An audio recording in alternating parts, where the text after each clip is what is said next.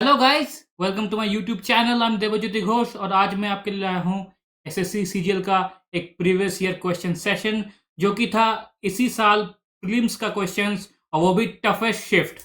तो चलिए बिना देरी किए जल्दी से स्टार्ट करते हैं। Let's start.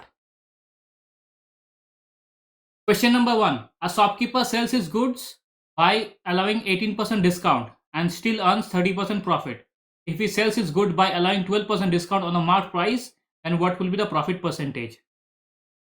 ठीक है, देखिए मान लेते हैं सीपी कितना है, सीपी है 100। अगर सीपी है 100 तो यहाँ पर प्रॉफिट कितना अर्न हो रहा है 30%। प्रॉफिट अर्न हो रहा है 30%। प्रॉफिट कितना अर्न हो रहा है 30%, तो एसपी मेरा कितना हो जाएगा, एसपी मेरा हो जाएगा 130। अब बोला 18% डिस्काउंट अलाउ करने के बाद ये नंबर है, एसपी है, मतलब सी हाँ एसपी है। मार्क प्राइस से 18% डिस्काउंट अलाउ करने के बाद ये मेरा एसपी है।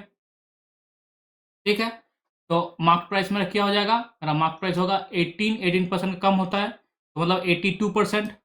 तो डिवाइड बाय 82 इंटू 100 ये हो जाएगा मेरा मार्क प्राइस। अब बोला गया है 12% डिस्काउंट दे रहा है मार्क प्राइस में, तो अगर मार्क प्राइस में 12% डिस्काउंट देगा कितना बचेगा 88%। तो 130 by 82 into 100 into 88 divide by मेरा हो जाएगा सेलिंग प्राइस। ये मेरा हो जाएगा सेलिंग प्राइस एसपी। ठीक, 100 से 100 कट गया, 2 से काटा 41, 2 से काटा 44 और कहीं से नहीं कट रहा। ठीक है, चलिए ये मेरा हो गया एसपी। अब बोला कितना प्रॉफिट परसेंट हो रहा है, सीपी मेरा कितना था 100 था, एसपी देखिए ये है, तो SP minus CP by CP यही है मेरा प्रॉफिट परसेंट।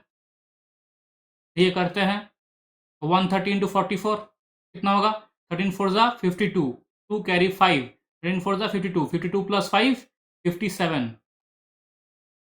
0 माइनस सीपी है 100 और यहाँ 41 इंटू हो जाएगा तो 4100 divide by 41 divide by 100 into 100 यही है मेरा। अब देखिए कितना हो रहा है यहाँ पर, इक्वल्स टू करेंगे तो 0 2 1 से जाएगा 7 6 4 से जाएगा 1 1620 डिवाइड बाई 41 यही है मेरा, डिवाइड बाई 41। ठीक, अब देखिए 41 लगभग लगभग कितना जा रहा है, ये देखिए लगभग 4 टाइम्स से कम है। 41 अगर 4 कर देंगे तो 164 है, तो 4 टाइम्स से कम है। एक 0 है, मतलब 40 से थोड़ा सा कम है। देखिए 40 से थोड़ा सा कम, ये नहीं होगा, ये नहीं होगा, ये नहीं होगा, तो ऑप्शन नंबर ये हो जाएगा, ऑप्शन नंबर 1 ये मेरा आंसर आ जाएगा। 40 से थोड़ा कम इट इज 39.51। ऐसे आप ऑप्शन देख के मार सकते हैं, आपको कैलकुलेशन करने की कोई जरूरत है नहीं। ठीक है, चलिए नेक्स्ट सवाल पर चलते हैं। Question number 2, find the value of the given expression. ठीक है, हमको वैल्यू चाहिए। पहले देखिए इसको सॉल्व कैसे करेंगे, बॉडमास रूल से, bracket of division multiplication addition subtraction. ठीक है, पहले देखिए ब्रैकेट है उसमें डिवीजन 7, 8 माइनस 7 ये हो गया 1, माइनस 2 इंटू में देखिए 1755 डिवाइड बाई 39, 13 3 ज़ा 13, देखिए 13 1 ज़ा 13 45, 13 3 ज़ा 39 65, 13 5 ज़ा 65, फिर से देखिए जाएगा 45, तो 45 इंटू 1 माइनस 2 43, ऑप्शन नंबर 1 मेरा होगा करेक्ट आंसर। ओके, चलिए नेक्स्ट क्वेश्चन पे चलते हैं। क्वेश्चन नंबर 3, आर्स weighing machine shows 400 gram when the actual weight is 350 gram. Faulty machine कितना शो कर रहा है 400 ग्राम, एक्चुअल एक्चुअल में कितना आ रहा है 350 gram. The cost price of an almond is rupees 880 per kg and the packet is 200 grams are made. ठीक है, 880 पर केजी का पैकेट है, कितने में बना रहा है 200 ग्राम में। मतलब अगर इसका 5 से अगर डिवाइड करेंगे तो 200 ग्राम का वैल्यू आ जाएगा क्योंकि पर केजी दिया है। 880 डिवाइड बाई 5, 5 1 जा 5, 3 8, 7 जा 35, 30 176।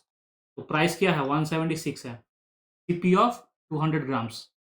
200 ग्राम का अगर ये पैकेट बना रहा है 200 ग्राम का, तो एक्चुअल में कितना हो रहा है? 175 ग्राम एक्चुअल में हो रहा है, क्योंकि 25 ग्राम का वो फॉल्टी वेट है, 25 ग्राम का डिफरेंस हो रहा है, वो फॉल्ट वेट है। ठीक है, अब देखिए 200 ग्राम का ये है सीपी, और एक्चुअल हमको सीपी क्या चाहिए? 175 ग्राम का चाहिए।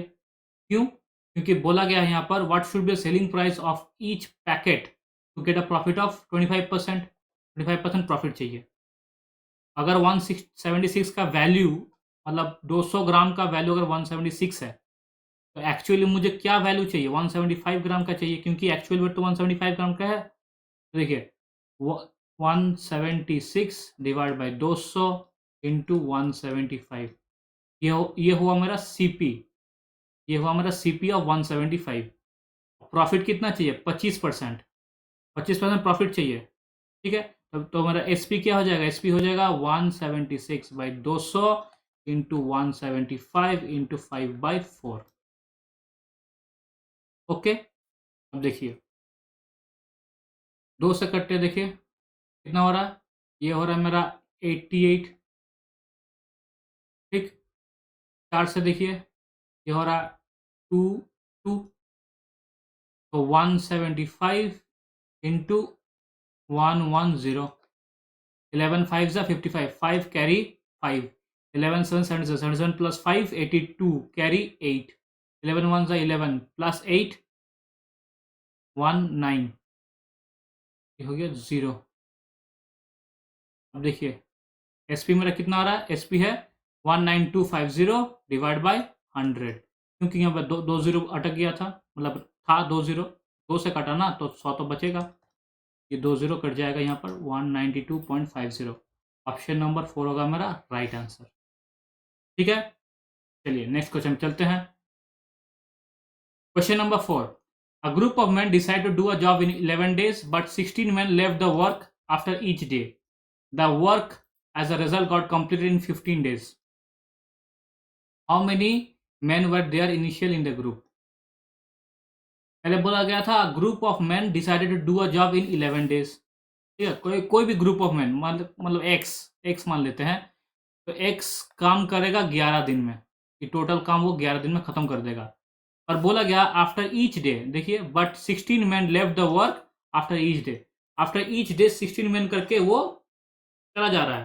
ठीक है, the work as a result got complete in 15 days, मतलब पहले दिन में एक्स काम किया, दूसरा दिन में एक्स माइनस 16, तीसरा दिन में x minus 32 dot dot dot dot dot, चौथा दिन मतलब 15 दिन में जब 15 डेज आएगा तो आएगा एक्स माइनस 15 इंटू मतलब 14 डेज, क्योंकि एक्स तो यहाँ हो गया, तो 14 इंटू 16, 160 प्लस 64, 160 प्लस 64 224, ये होगा लास्ट। आई होप समझ में आपको। पहला दिन 16 जाएगा, दूसरा दिन 32 जाएगा, तीसरा दिन 48 जाएगा, ऐसे करते करते जब 14th डे में आएगा, 14 डे में पहले दिन तो सब काम किया, 15 दिन में काम खत्म हो रहा, तो बचा कितना? 14 डे, 14 इंटू 16 आदमी जाएगा। 2 दिन में देखिए एक गया, तीसरा दिन में 2 गया, तीसरा दिन में इतना गया, तो 14th डे में 14 इंटू 16 टाइम्स जाएगा, मतलब कितना? 16 4 64, 4 कैरी 6 6 प्लस 226, 16 4 जा 64, 16 4 जा 64। ठीक है, तो यही मैंने किया, देखिए 224। ओके, अब देखिए बोला गया है एक्स कितना, how many mens were initially there, X कितना है। अब एक्स कितना है, तो पहले क्या करना होगा? पहले इसको ऐड करना होगा। कैसे ऐड करेंगे? एक एपी का फॉर्मूला था, क्या था? समेशन, समेशन था 16 32 48, इसका समेशन करना, कैसे करेंगे? तो n माइनस 2 ए प्लस एल, ये है n माइनस 2 इंटू ए प्लस एल। एन कितना है? देखिए इधर है टोटल 14 एन है, 14/2 7। ए कितना है? ए देखिए 16, एल कितना है? एल है 224, मतलब 240। S7 इंटू 240, ये है 7 240, और x कितना x होगा, 15x होगा, 15x इज इक्वल्स टू क्या होगा यहाँ पर 11x, 11x इधर आ जाएगा तो क्या होगा यहाँ पर 11x अगर इधर आता है, 11x अगर इधर आता है, ये माइनस पे होगा क्योंकि देखिए सब में -16 आ रहा है, ठीक ना, सब में -16 आ रहा है। 11x अगर इधर आता है तो ये हो जाएगा 4x, ये हो जाएगा 7 इंटू 240, x कितना होगा, 4 से कटेगा 60, 6 7 420, ऑप्शन नंबर। क्वेश्चन थोड़ा डिफिकल्ट था, थोड़ा क्या मतलब थोड़ा ट्रिकी था, तो आपको ऐसे सॉल्व कर सकते हैं। ओके, चलिए नेक्स्ट क्वेश्चन पे चलते हैं। Question number 5, to circles that touches each other externally, radius of the first circle with centre O is 12 centimeter, radius of the second circle with center A is 8 centimeter, find the length of the common tangent BC। ठीक है, मान लो दो circle है, ये है एक circle जिसका radius है 12 सेंटीमीटर, एक छोटा सा और सर्कल है,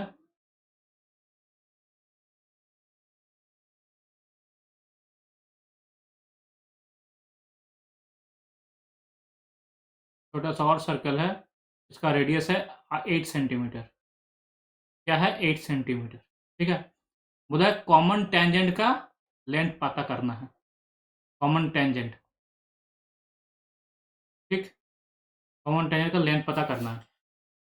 तो कैसे करेंगे, देखिए एक DCT, डायरेक्ट कॉमन टेंजेंट का फॉर्मूला क्या है, root under D square minus R1 minus R2 whole square, ये फॉर्मूला है डायरेक्ट कॉमन टेंजेंट का फॉर्मूला। अब D क्या है, distance between the two centres, देखिए इसका तो 12 है, इसका कितना है, इसका है 8, तो 12 प्लस 8 कितना हुआ, 12 प्लस 8 देखिए हो गया 20, R1 और R2 का वैल्यू पता है, जस्ट फॉर्मूला बैठा देंगे और क्या, तो 20 square minus R1 minus R2 मतलब 12 minus 8 is equals to 4 square, ये है। अब इसको a square plus b square, a square minus b square term में लिख सकते हैं, तो 20 प्लस 4, 20 माइनस 4, ये कितना हुआ, रूट अंडर 24 इंटू 16, अब जब 16 आ रहा तो 4 निकल जाएगा, इधर देखिए ये कितना है 4 इंटू 6, ये है 4, 4 इंटू 6 ये है 4 इंटू 4, इससे एक 4 निकल गया, इससे इंटू 2 निकल गया और रूट 6 आ गया, ठीक, तो अल्टीमेटली कितना हुआ 8 रूट 6, इज ऑप्शन नंबर 4, ये होगा मेरा करेक्ट आंसर। ठीक है, चलिए नेक्स्ट सवाल पे चलते हैं। Question number 6, a thief steals an item and escapes running at a speed of 20 kilometre per hour, a policeman arrives at the spot the crime after 6 minutes, ठीक है, and immediately starts chasing the thief. 24 minutes after the policeman started to chase the thief, there's a still gap of 400 meters between the two. At what distance from the spot of the crime would the policeman catch up with the thief, and what is the speed of the police at which the policeman ran? ठीक है, चलिए देखते हैं thief का speed क्या है 20 kilometre per our. Okay, और कितना कितना दूर आफ्टर पुलिसमैन कब आया, 6 मिनट के बाद आया, तो 20 किलोमीटर पर आवर है, और कब आया 6 मिनट के बाद आया, तो 6/60, ये आवर के बाद आया, 23 सा तो 3 2 सा, तो ये क्या होगा 2 किलोमीटर थिफ ने दौड़ लिया, मतलब आगे आगे बढ़ गया। अब फिर आया पुलिसमैन, पुलिसमैन मान लीजिए x किलोमीटर पर आवर में है, policeman x kilometre per our में है, तो वो तो 20 किलोमीटर पर आवर को ज़्यादा होगा, तभी तो उसको पकड़ेगा, तो रिलेटिव स्पीड क्या होगा x माइनस 20, कितना दूर चेस किया 24 मिनट्स, 24/60, कितना मिनट चेस किया, और क्या बोला कि there is a still gap of 400 metre का स्टिल गैप है, तो पहले 2 किलोमीटर गैप था, अभी कितना गैप है 400 मीटर, तो 1600 मीटर वो पहुंच चुका है, ठीक है, इसका क्या होगा 1600 मीटर्स वो पहुंच चुका है। ठीक, आप देखिए 0 से 0 कटा, 6 से कट गया यहाँ पर 4, 4 से कटा इधर 400 0 x क्या होगा? x होगा मेरा 20 + 4 that is 24 kilometre per our. देखिए यहाँ है तो ये रॉन्ग आंसर, ये भी रॉन्ग आंसर। अब देखिए बोला गया है at what distance from the spot of the crime would the policeman catch up the thief. Thief को कब वो पकड़ेगा from the spot of the crime, ठीक है।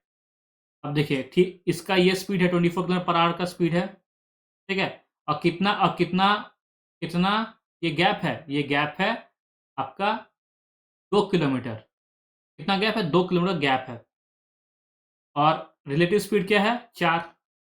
तो 2 किलोमीटर का गैप है और रिलेटिव स्पीड है 4 किलोमीटर पर आवर, ठीक। 4 kilometre per our.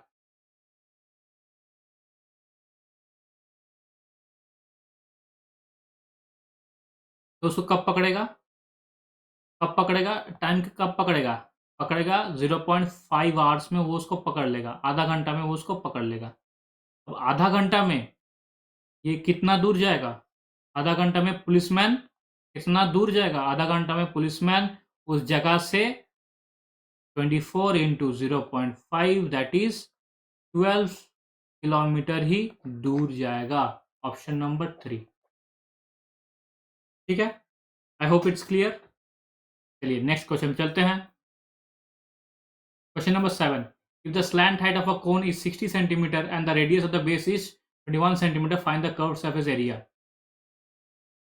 Slant height of a cone दे दिया है, ये रहा, ठीक है। ये एल दे दिया है, L is equals to 60 centimetre.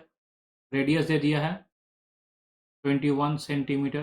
पूछा है कर्व सर्फेस एरिया, मतलब पाई आर एल 22/7 इंटू 21 इंटू 60, 7 3 जा तो 66 इंटू 60, ठीक है। 6 6 36, 6 कैरी 3 396 0। ऑप्शन नंबर 3 ये हो जाएगा मेरा करेक्ट आंसर, ठीक है। चलिए नेक्स्ट सवाल पे चलते हैं। Question number 8, the following table shows the percentage of population of 5 state below the poverty line. Below the poverty line ये रहा, बिलो द पॉवर्टी लाइन, ठीक। And the proportion of the mails and females below and above poverty line ये रहा, below and above poverty line. If the population of state B and state C is 6,000 each, state B और state C का 6,000 each है, इसका भी population है 6,000 और state C का population भी है 6,000। Then what is the total number of females below poverty line of the two states? total number females चाहिए, ठीक है।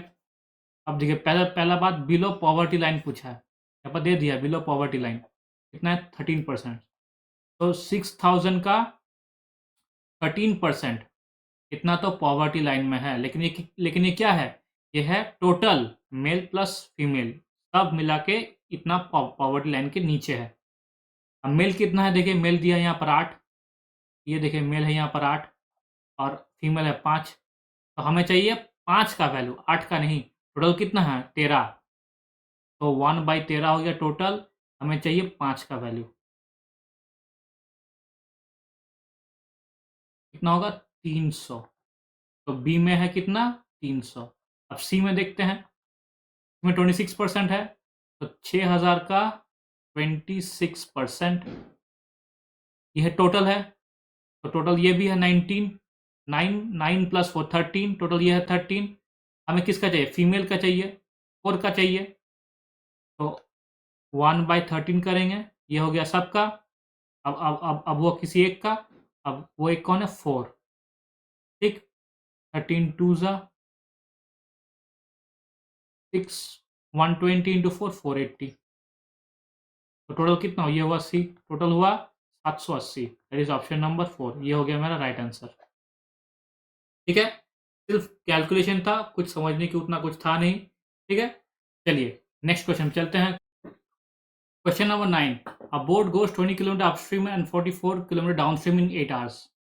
20 kilometre upstream and 44 kilometre downstream in 8 hours and 15 kilometer upstream and 22 kilometre downstream in 5 hours. एक हमें upstream और downstream दोनों का मुझे time देखना होगा, ठीक है। तो कैसे करेंगे, तो पहले तो एक इक्वेशन को दूसरे से मुझे इक्वल करना होगा, तभी कट कट जाएगा। तो इक्वेशन 2 को इंटू 2 कर रहा हूँ, देखिए क्या हो रहा है, देखिए 20u plus 44d is equals to 8, और इधर 30u plus 44d is equals to 10, minus minus minus ये कट गया, तो -10u इज इक्वल्स टू -2, तो u इज इक्वल्स टू 1/5। अगर u अगर 1/5 होता है, ये 4 हुआ, 4 इधर जाएगा तो 4 हो जाएगा, d इज इक्वल्स टू कितना होगा, d इज इक्वल्स टू होगा 1/11। ये मेरा टाइम का रेशियो है। अगर ये मेरा टाइम का रेशियो है तो इसका क्या हो जाएगा, उल्टा होगा मेरा स्पीड का रेशियो। तो D downstream by upstream क्या होगा, 11/5। डी बाई यू 5/11 आ रहा है, डी बाई यू 5/11 आ रहा है, तो मेरा ये होगा टाइम का रेशियो। स्पीड का रेशियो क्या होगा, उसका ठीक उल्टा होगा। तो डी कितना होगा, डी और यू का 11/5 होगा, ठीक है, ठीक उसका उल्टा। डी का मतलब क्या है, V plus S, V minus S is equals to 11/5। अब v क्या है, v is equals to 11 plus 5, 2v component और डिविडेंडो यूज कर रहा हूँ मैं, तो 2v हो रहा है मेरा 11 प्लस 5 दैट इज 16, और 2u u हो रहा है 11 माइनस 5 दैट इज 6। एक कॉम्पोनेंटो डिविडेंडो यूज करने के बाद ये रिजल्ट आया मेरा, कॉम्पोनेंटो एंड डिविडेंडो यूज करने के बाद। तो रेशियो कटेगा, देखिए 3, रेशियो कटेगा 8। क्या चाहिए, determine the speed of the boat in still water, तो देखिए 8 किलोमीटर, v चाहिए 8, तो मेरा v हो गया मेरा 8। ऑप्शन नंबर 1 मेरा करेक्ट आंसर, ठीक है। चलिए नेक्स्ट क्वेश्चन पे चलते हैं। Question number 10, value of cos 30 minus cos 6, cosec 30 minus cos 60। cosec 30 बोला है और cos 60, अगर ये 60 हुआ, ये कितना होगा, ये होगा √3, ये 1, ये 2, तो ये है 30 डिग्री। cosec 30 मतलब क्या, हाइपोटेन्यूज बाय परपेंडिकुलर, और माइनस cos 30 cos 60 का मतलब बेस बटे हाइपोटेन्यूज मतलब 1/2, ये क्या हो जाएगा 3/2। ऑप्शन नंबर 2 ये मेरा हो जाएगा 3/2, मतलब 1.5, ये 2 है, हाँ ये 2, 1/2, ठीक। तो ये मेरा हो जाएगा 3/2।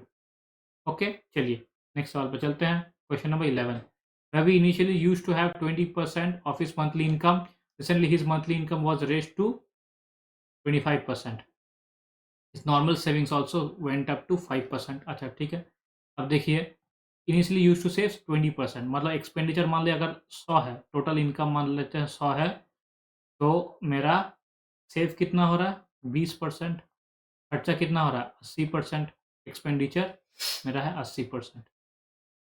His income is recently raise by 25%, raise किया, मतलब अभी इनकम कितना है 125। His normal saving also went up by 5%, 5% normal saving बढ़ गया। 5% क्या मतलब है, 1/20 बढ़ा, 20 अगर हुआ तो 21 बढ़ गया, कितना बढ़ा 21 हुआ। अगर ये 21 हुआ तो ये कितना होगा, एक्सपेंडिचर कितना होगा 104। और what percent of his present nominal income does Ravi currently save, Ravi कितना सेव कर रहा है, तो 21 ऑफ 125 इंटू 100, कितना ही रवि करंटली सेव कर रहा है, 25 से करेंगे 5, 25 से करेंगे 4, तो 84/5, 84/5, 5 कितना 16 सा 80, तो 16 से 80 अगर होता है तो ये हो जाएगा मेरा correct answer 16.8, this is my right answer, ठीक है। चलिए नेक्स्ट सवाल पर चलते हैं। Question number 12, if X square plus 1/x² is equal to 6 है, बोला गया x⁴ माइनस 1/x⁴ ढूंढने। अच्छा ये कब पॉसिबल है, ये तभी पॉसिबल है जब x² प्लस 1/x² और x² माइनस 1/x² इंटू करें, ठीक है।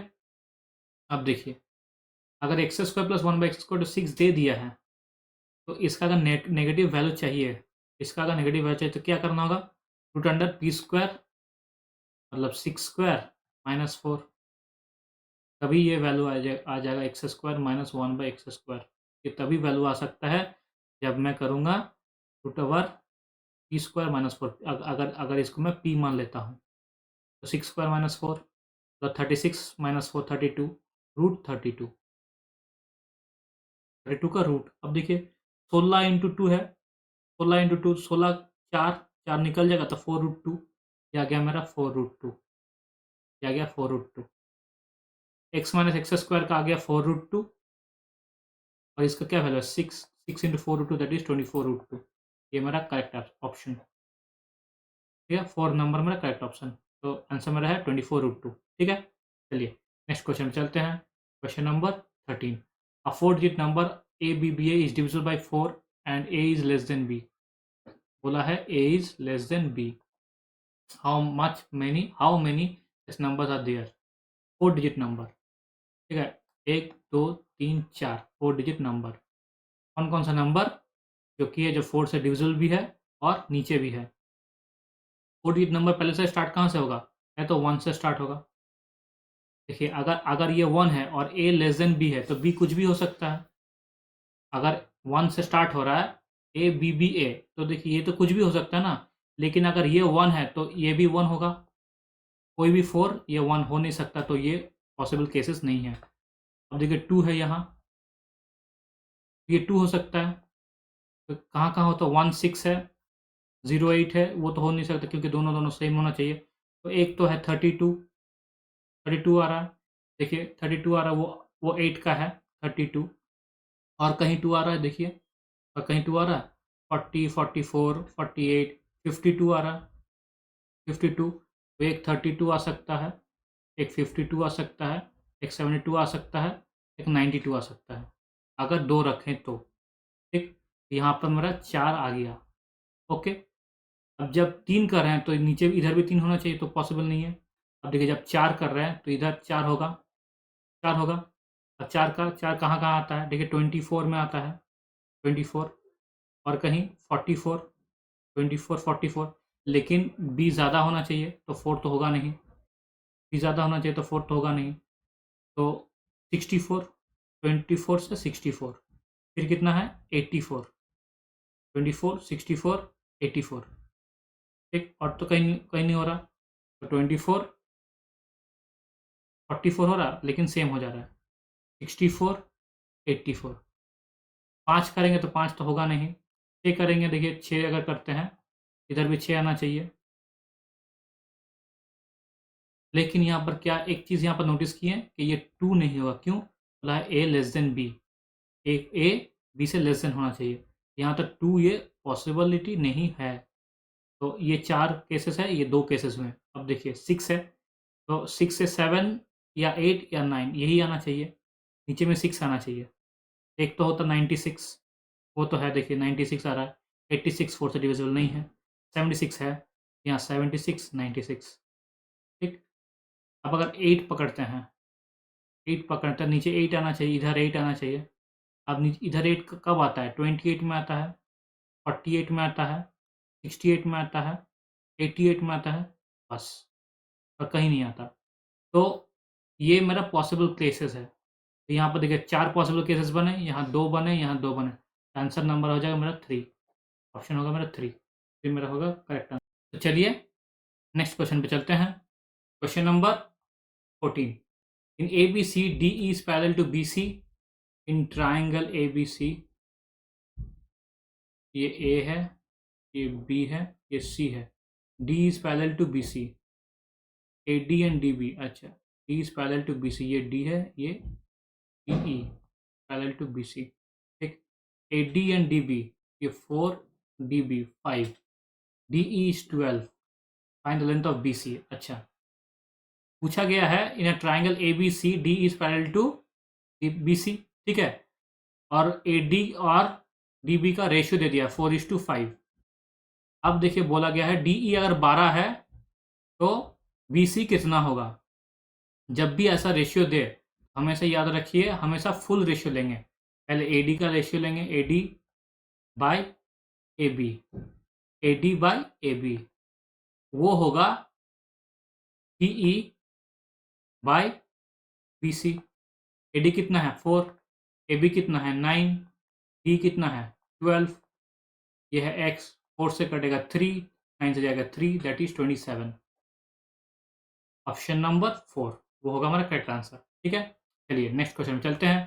Question number 15, 4 men's work is equal to 6 women's work. 4 men's work is equals to 6 women's work, and 4 women's work is equals to 6 boys work. 4 women's work is equals to 6 boys work। ठीक है, देखिए man women और boys. तो man कितना है, man by women है 3/2, जैसे कटेगा 3, ये इधर जाएगा 2, तो 3:2। और वुमेन से बॉयज कितना है 3/2, तो 3:2। अब ये कितना आएगा 6, ये हो गया 9, ये हो गया 4। ठीक, a boy can finish the work in 60 days। A boy can finish the work in 60 days। तो देखिए 4 है, 4 इंटू 60 कितना होगा, टोटल वर्क हो जाएगा 240। In how many days can the work be finish by a man and a woman, by a man and a woman. दोनों मिला के कितना दिन में ये काम खत्म करेंगे, दोनों मिला के। तो एक मैन का एफिशिएंसी है 9 और एक वुमन का एफिशिएंसी है 6, टोटल हो गया 15। ठीक, अब देखिए 3 से कटेंगे 5, 3 से कटेंगे 80, 80 बाई 5 16 आंसर। ऑप्शन नंबर 2 मेरा हो जाए करेक्ट आंसर। ठीक है, चलिए नेक्स्ट क्वेश्चन पे चलते हैं। Question number 16, at what rate percent per annum simple interest a sum of money triples itself in 16 years. 16 years में क्या होगा, ट्रिपल हो जाएगा, मतलब amount plus principal, amount is equals to principal plus SI. तो एसआई 16 साल में कितना होगा कि ये अमाउंट ट्रिपल हो जाएगा। तो अगर ये 3p हो जाता है तो p प्लस एसआई, एसआई क्या होगा फिर, एसआई 16 साल में 2p हो जाएगा। ठीक है, अब देखिए एसआई आता है 2p, प्रिंसिपल क्या है p, आर क्या है, और कितना टाइम दिया 16 साल, 2 से कटेगा 8, आर क्या, आर का वैल्यू क्या हो जाएगा 100/8, that is 12.5%। Option number 4। I hope it's clear. चलिए नेक्स्ट सवाल पे चलते हैं। Question number 17, if X square minus 8x minus 1 is equal 0, what is the value of X square plus 1/x²। देखिए इस सवाल को कैसे करेंगे, X square minus 8x minus 1 is equal to 0। तो सब में अगर x डिवाइड करते हैं तो बचेगा x minus 8 minus 1/x equals to 0, x minus 1/x is equals to 8। अगर स्क्वायरिंग करना है तो क्या क्या मेरा फॉर्मूला क्या है, x square minus plus 1/x², क्या फॉर्मूला p² प्लस 2। अगर ये p हुआ इधर आ जाएगा 8 8 64 plus 2, that is 66। Option number 4 होगा मेरा करेक्ट आंसर। ठीक है, चलिए नेक्स्ट सवाल पर चलते हैं। Question number 18, a policeman saw a thief at distance of 400 metre, the thief started running at a speed of 10 kilometre per hour, the policeman chased him at a speed of 12 km per hour in the same direction. At what distance from the starting point will the policeman catch the thief? Easy है। अब देखिए at what distance पूछा है, तो policeman कितना speed जा रहा है 12 किलोमीटर पर आवर। तो रिलेटिव स्पीड क्या होगा, रिलेटिव स्पीड क्या होगा 12 minus 10 is equals to 2 kilometre per hour. ये होगा।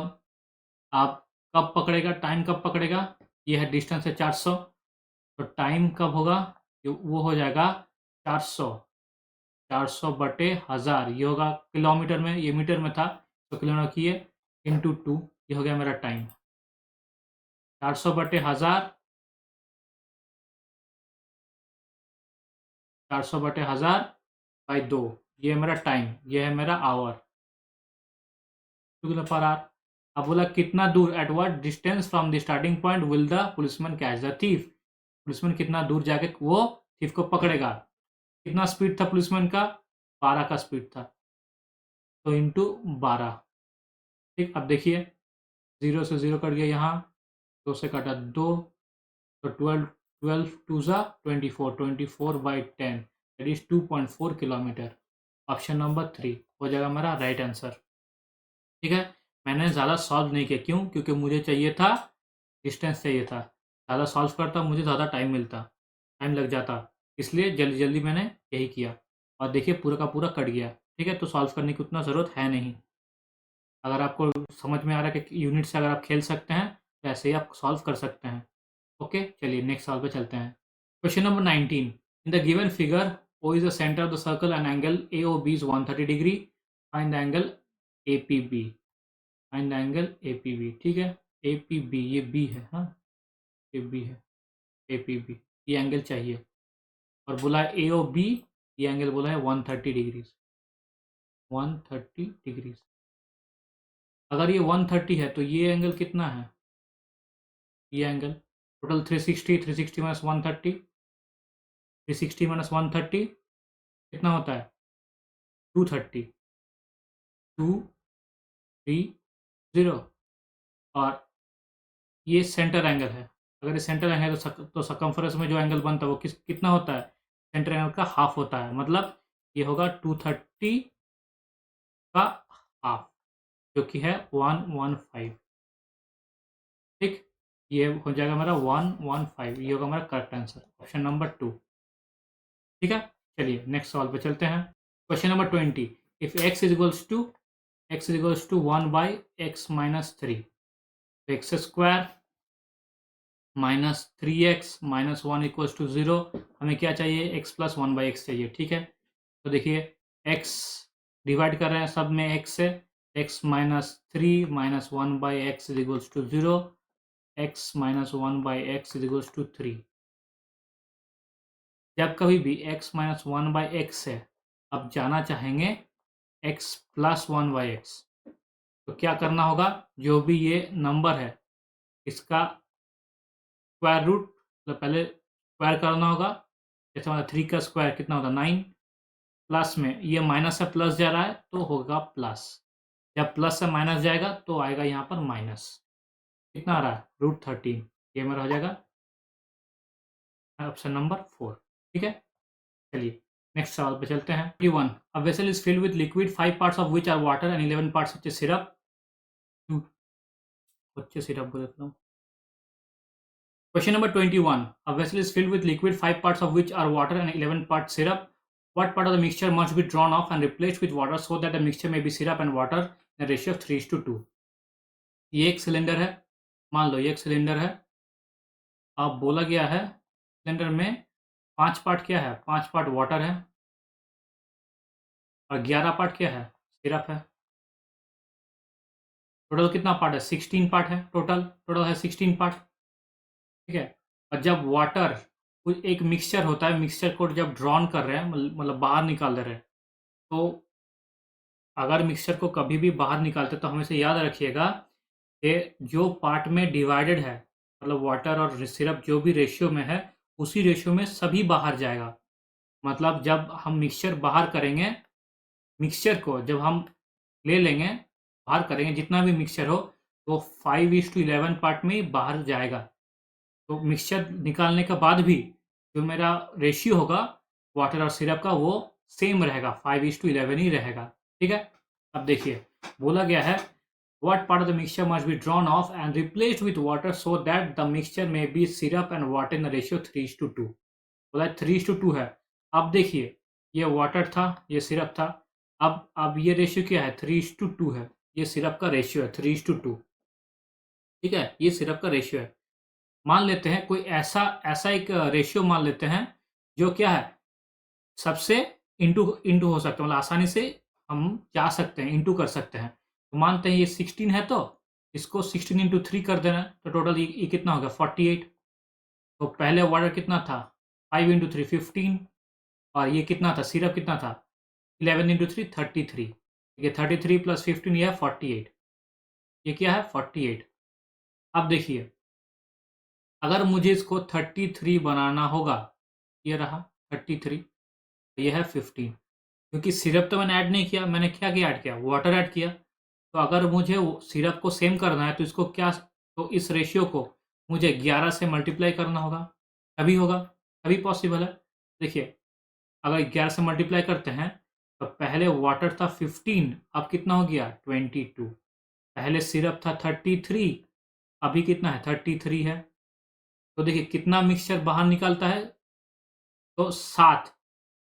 7 मिक्सचर मैंने 7 अमाउंट ऑफ मिक्सचर मैंने बाहर निकाला, 7 अमाउंट ऑफ मिक्सचर मैंने बाहर निकाला। ठीक है, कितने में 55 में। 55 में 7 अमाउंट ऑफ मिक्सचर मैंने बाहर निकाला, उसी मिक्सचर को मैंने सिर्फ वाटर में ऐड कर दिया, तो ये हो जाएगा मेरा आंसर 7/55, मेरा करेक्ट आंसर। ठीक है, चलिए नेक्स्ट सवाल पे चलते हैं। Question number 22, which of the following sets of length will give the three sides of obtuse angle triangle? अच्छा, ऑब्ट्यूज एंगल ट्रायंगल कब होता है? ऑब्ट्यूज एंगल ट्रायंगल मान लीजिए ये ए है, ये बी है, ये सी है। ये कब होगा? जब a square plus b square should be less than is equal to c square होगा, तब ये होता है ऑब्ट्यूज एंगल ट्रायंगल। अब देखिए, a square plus b square less than equal to c square, कौन सा ऑप्शन में होता है? देखिए, तो ये मेरा ऑप्शन हो जाएगा ऑप्शन नंबर 4।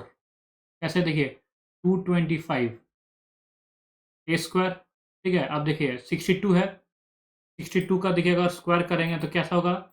एक तो 12 का स्क्वायर मतलब 144, तो 44, 1 बचा, 25 से 62 कितना ज़्यादा है? 12 ज़्यादा है, 25 से प्लस 12 37 प्लस 1 38, 3844, 3844, तो 960 कैरी 1 4069, 4069 और 64 का स्क्वायर, 64 का स्क्वायर करते देखिए तो 14, तो 196, 1 14 25 plus 25 plus 14 that is 39 plus 1 40, 4096 हो रहा है, 4096, ये मेरा आ रहा है 4069। तो ऑप्शन नंबर 4 हो जाएगा मेरा करेक्ट आंसर।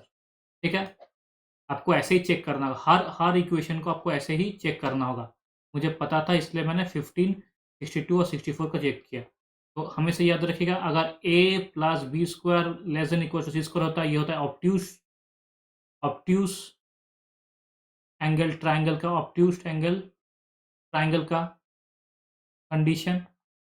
और एक्यूट एंगल क्या होगा? जब a square plus b square is greater than c square होता है, ये होता है एक्यूट एंगल ट्रायंगल। और right angle a square plus b square is equal to c square, ये होता है राइट एंगल ट्राइंगल। ठीक, चलिए नेक्स्ट क्वेश्चन चलते हैं। Question 23, the following is the least, इनमें से कौन सा लीस्ट है? 12% ऑफ 625, 15% ऑफ 555, 10% ऑफ 720, 9% ऑफ 845। चलिए देखिए लीस्ट कौन सा है। 12% दिया है, ठीक है। तो 12%, 4% मतलब 4% मतलब 1/25, 12% मतलब 3/25 इंटू 625, 25 कट गया, ये बचा 75। 15%, 5% मतलब 1/20, 15% मतलब 3/20, 3/20 है। देखिए तो क्या करेंगे, एक काम करिए, इसको 15 से मल्टीप्लाई ही कर देते हैं। 15 5 75, 5 कैरी 7, 75 प्लस 7 82, 2 कैरी है 8, 75 प्लस 8 83, 83, तो 83.25 ये हो गया। 10% मतलब 72, 9%, 9% देखिए 9 5 से 45, 5 कैरी 4, 36 प्लस 4 40 कैरी 4, 72 प्लस 4 76। तो मेरा लीस्ट कौन सा है? लीस्ट मेरा हो गया 10%, ये मेरा हो गया लीस्ट। 10% ऑफ 720, ये मेरा होगा लीस्ट, ऑप्शन नंबर 4। ओके, चलिए नेक्स्ट क्वेश्चन चलते हैं। क्वेश्चन नंबर 24, if cos a plus cos square is equals to 1 then the value of sin to the power 4a plus sin to the power 6a। तो cos a plus cos square a is equals to 1, cos a is equals to 1 minus cos square a, तो cos a is equals to sin square a, तो cos to the power square a, cos का square है तो क्या होगा ये sin to the power 4a, और cos cube a is equals to sin cube a। ठीक है, अब देखिए cos cube is equal to sine to the power 6 है, साइन टू दी पावर 6 है। अब यहाँ से हम कॉमन ले सकते हैं, साइन स्क्वायर ए कॉमन ले लिए, सेम चीज़ है, कॉमन ले लिए। ये क्या हो गया, sine square A plus sine to the power 4a। ठीक है, अब देखिए साइन स्क्वायर मैंने कॉमन ले लिया। अब cos A is equal to sine square है, ये हो गया मेरा कॉस ए। ये क्या हुआ, कॉस ए, कॉस ए और कॉस स्क्वायर ए, ये मेरा क्या है, साइन टू दी पावर 4 है, तो ये मेरा हो गया कॉस स्क्वायर ए। और कॉस ए और कॉस स्क्वायर ए का वैल्यू क्या दिया गया, ये इसका वैल्यू दिया गया 1, ये मेरा हो जाएगा 1। तो अल्टीमेटली मेरा आएगा cos A, that is option number 3। ठीक है, चलिए नेक्स्ट सवाल पे चलते हैं। Question number 25। The following bar chart shows the trend of the foreign direct investments FDI into India from all over the world. What was the average of India's FDI over the year of 192 to 195? Average पूछा गया है, तो 192 कितना है 5.7, 93 10.15, तो 10.15, 12.16, 12.16 और 10.22, 10.22। ठीक, 15 16 31, 31 plus 22 53, 53 plus 5 58, 8 5। ठीक है, 7 5 12 2 कैरी 1 4, 42.8 डिवाइडेड बाई 42.8 है, डिवाइड बाई कितना, डिवाइड बाई 5 से होगा, यानी 2 3 4 5 डिवाइड बाई 4, डिवाइड बाई 4 तो कितना आएगा, देखिए डिवाइड बाई 4 करते हैं, अगर 4 करते हैं तो 10 से जाएगा, 10 जाएगा, फिर वहाँ 10 जाएगा, तो नियरेस्ट इंटीजर कितना होगा 10, ऑप्शन नंबर 1 ये होगा मेरा करेक्ट आंसर। ठीक है, तो आज हम लोगों ने किया SSC CGL का जो प्रीलिम्स आया था क्वेश्चंस 2023 का, उसका one of the toughest shift. आपको ऐसे ही क्वेश्चंस मेंस में दिखने मिल सकते हैं, तो हम लोग क्या करेंगे, जो जितने भी टफेस्ट शिफ्ट हैं उसका सारा का सारा सॉल्यूशंस और उसका पेपर का जो लेवल है वो यहाँ मैं करवा दूंगा। आप एक बार देख लीजिएगा, क्या हो सके शायद आपको कॉमन भी मिल जाए। तो अगर आपको इस सेशन अच्छा लगा हो तो प्लीज़ हमें सब्सक्राइब कीजिए, लाइक कीजिए और शेयर कीजिए, और जल्दी से जल्द हमें फॉलो कीजिए ऑन इंस्टाग्राम एंड टेलीग्राम। आपका इंस्टाग्राम आईडी और टेलीग्राम आईडी भी देखिए हम लोगों ने प्रोवाइड कर दिया है। तो चलिए आज तक के लिए इतना ही, थैंक यू।